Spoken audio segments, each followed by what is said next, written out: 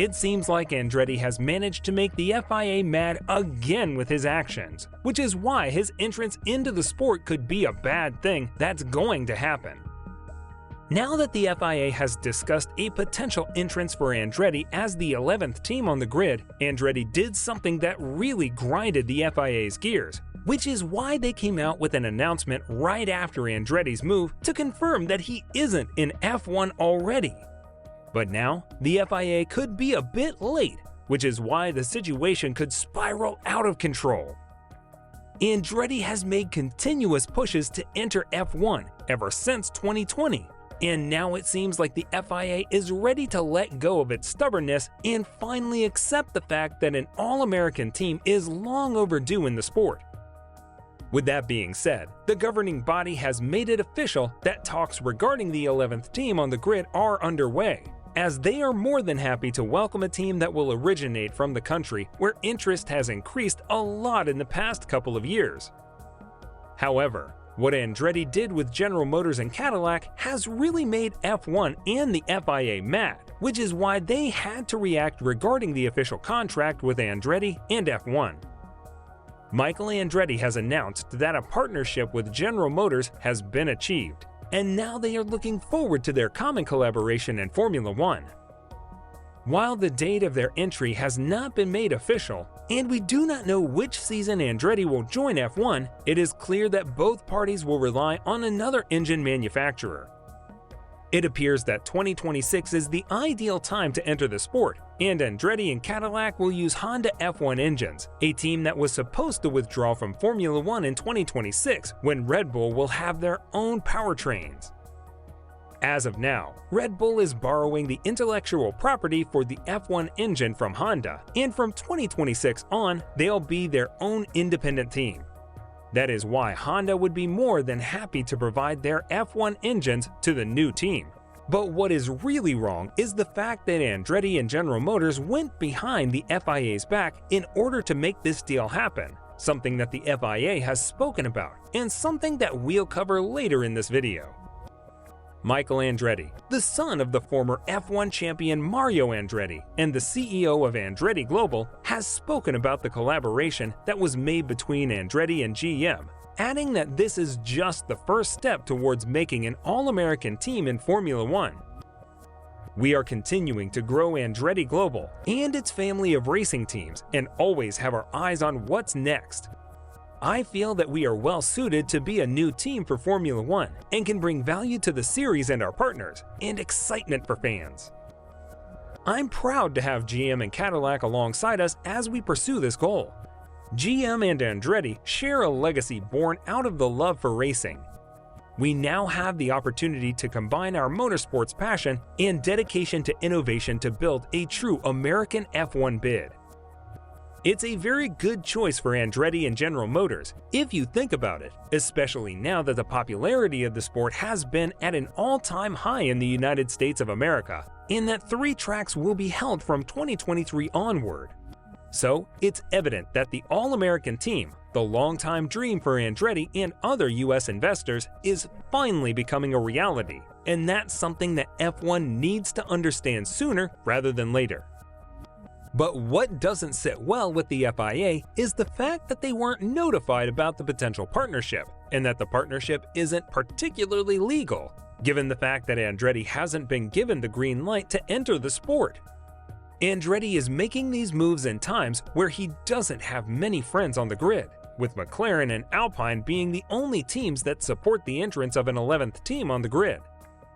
Still, it seems like Andretti and Cadillac will enter F1 from 2026 onward, but what engines are they going to use?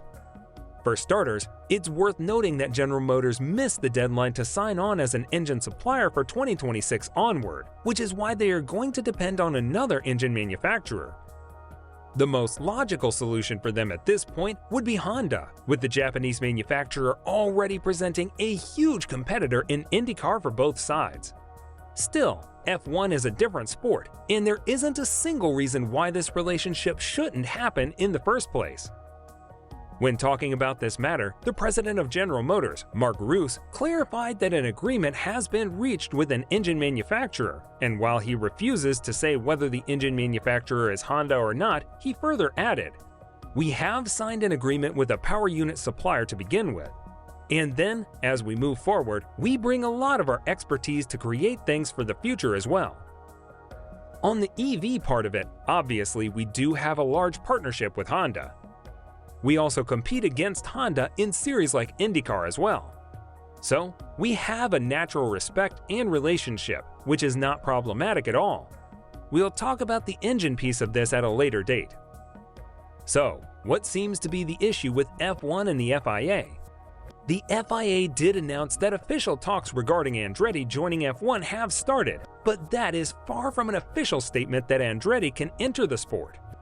That is why the deal with Andretti made with General Motors, more precisely Cadillac, is really hurtful towards the FIA and the F1 sport in general, which is why they went out with an official announcement just minutes after Andretti announced the partnership with GM.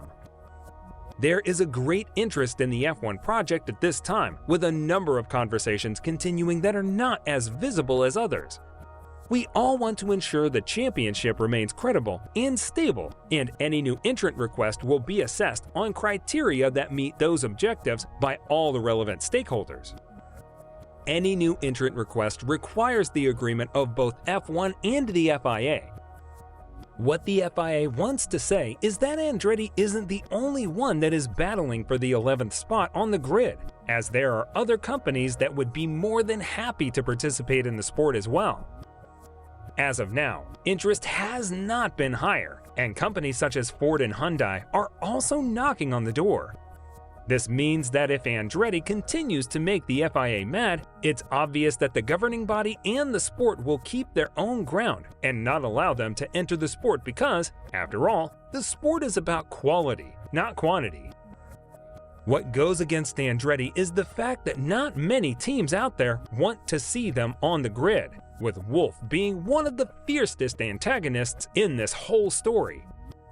What he doesn't understand is why F1 needs to expand, and whether Andretti will take away more than he will bring to the sport.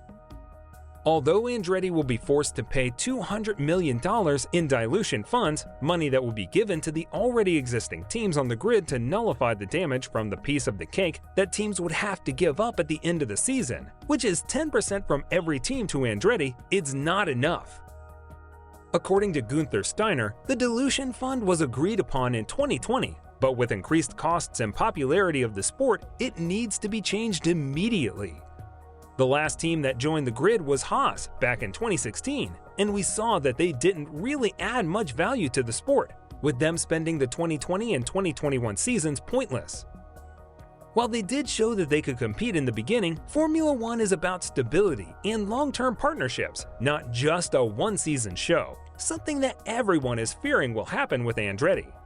That is why Andretti announced a partnership with General Motors and Honda a bit too early, and the FIA made sure to reprimand him for his actions.